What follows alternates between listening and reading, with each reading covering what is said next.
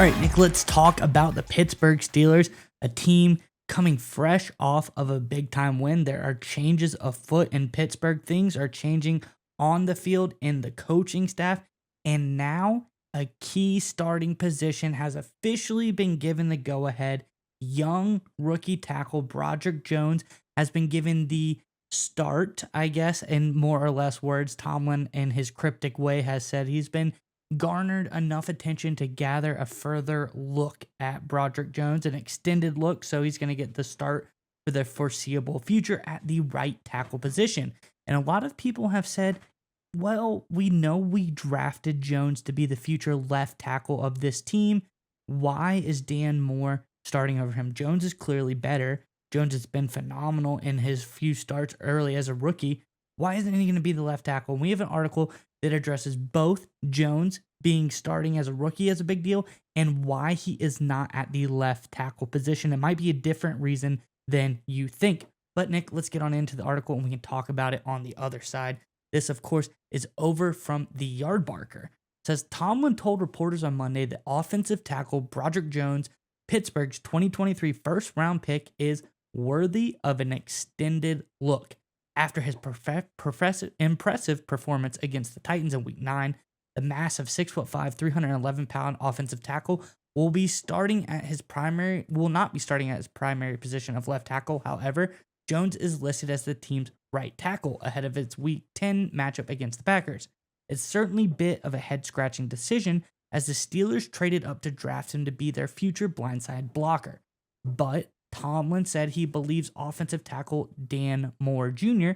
is much better at left tackle than right tackle. So that is it, Nick. It's not necessarily that Jones isn't the best left tackle on the team.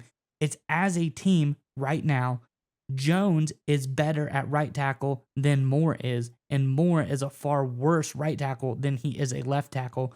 So the offensive line for this Steelers teams as a whole, in Tomlin's mind, is at its best form with Jones at right tackle and Moore at the left tackle. Now, I do think eventually that means Jones moves over to the left tackle spot when they find a more suitable right tackle option. You hate to hear that a guy is playing left tackle because he's that bad at right tackle, but it's an interesting thought. It leaves a little bit of, relief in your mind. Tomlin's not making crazy decisions. There's a method behind the madness. I'm curious what your thoughts are on this as our resident offensive line expert, Nick. But before we get there, Steelers fans in the comments below, big game this week, two legendary teams, Packers, Steelers, a lot of history in both organizations. Let us know, what is your thoughts on what the score will be this week, and can the Steelers continue this winning pattern? Let us know in the comments below what the score between the Packers and the Steelers will be. But Nick, what do you think about this news for the Steelers? So now that we have some context, right, it kind of makes sense because Dan Moore Jr. has been absolutely terrible. Whether you watch it on the film for yourself or you look at his PFF grade or just overall performance, he has not been good at left tackle. Broderick Jones has done a good job at right tackle. We highlighted the extra element that he brings to the Steelers offense in our film review based on his performance against the Tennessee Titans. So I recommend, if anyone hasn't seen that, go check it out on our channel.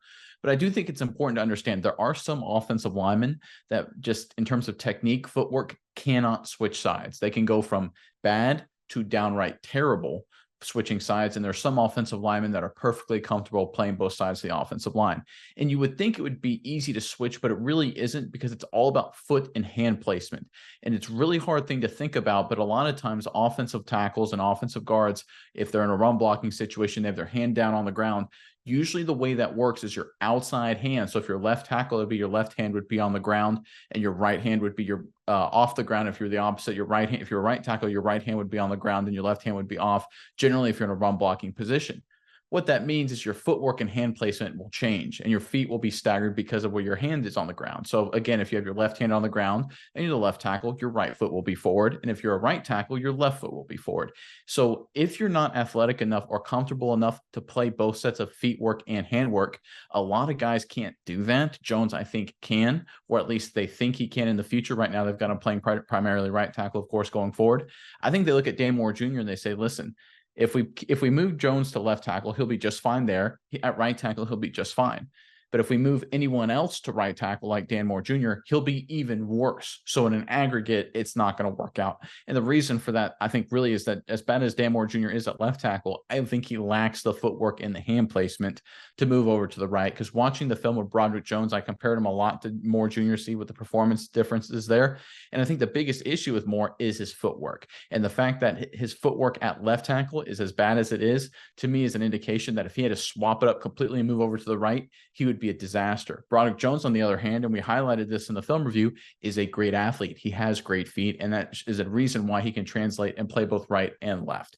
And again, I think, like you said, Miles, this is sort of a method to the madness. It's an unfortunate situation to be in as an offensive football team. You never want to be in a position where you're kind of stuck with the guy, and it looks like the Steelers right now are stuck with Moore as their left tackle going forward.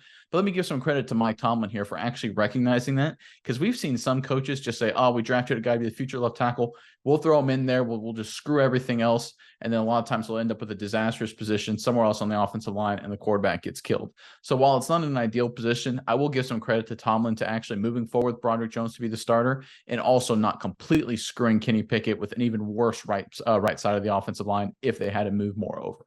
Yeah, Nick, and I think what you said makes complete sense because I remember a very specific example of this with another very popular Steeler, Alejandro Villanueva, the left tackle anchor to the Pittsburgh Steelers line for a long time. Everyone knows he ended his tenure with Pittsburgh, went to Baltimore, started at right tackle because Ronnie Stanley was the left tackle in Baltimore for a period of time, but he kind of stunk at right tackle until Stanley gets injured, moves over back to his traditional role of left tackle and played much, much better. Obviously, Dan Moore Jr. doesn't even, sniff the drop strap of a guy like Alejandro Villanueva. He was a great, great player for this Pittsburgh team. But it's, it bodes to the effect that you were talking about, where some players could be an amazing left tackle. You switch them over to right tackle, doesn't work out. So there is definitely a method to Tomlin's madness. And I really think that this could be great for Steelers going forward because this is the best option that they have. Yeah, and I think one of the things to highlight, and you brought up Villanueva, I think it's a great example, is a lot of tackles, and I think Villanueva, for a large part of his career, was like this. They rely so much on their inside hand and pass protection to be strong, to get that hand up in the pass rusher's chest. And that's really where a lot of their power in terms of settling down the pass rush comes from. But again, that inside hand changes if you're playing left or right. And some guys are very comfortable using either hand as their strong inside hand. I think Dan Moore Jr., his feet are the problem, but I think he's not very strong. I think he would have the same kind of problem if he moved to the right as Villanueva did, because going back to his career against Baltimore, I think Villanueva's biggest problem was when he moved to right tackle playing for the Ravens, he had to use his left hand as his strong hand, and he was not used to that at all, and it put him in a lot of bad situations. It sounds kind of silly, but trust me, it has a big impact, especially when you're going up against the elite pass rushers you're going to see in the AFC North. So again, credit to Tomlin and company for recognizing this potential problem before they make the switch here, potentially moving Jones to left tackle, putting him in at right tackle. At least they're playing him more, giving him the start. So great move there, and also not putting Dan Moore Jr. and the rest of the offense in a bad position, trying to move him to another position where he'd be even worse at.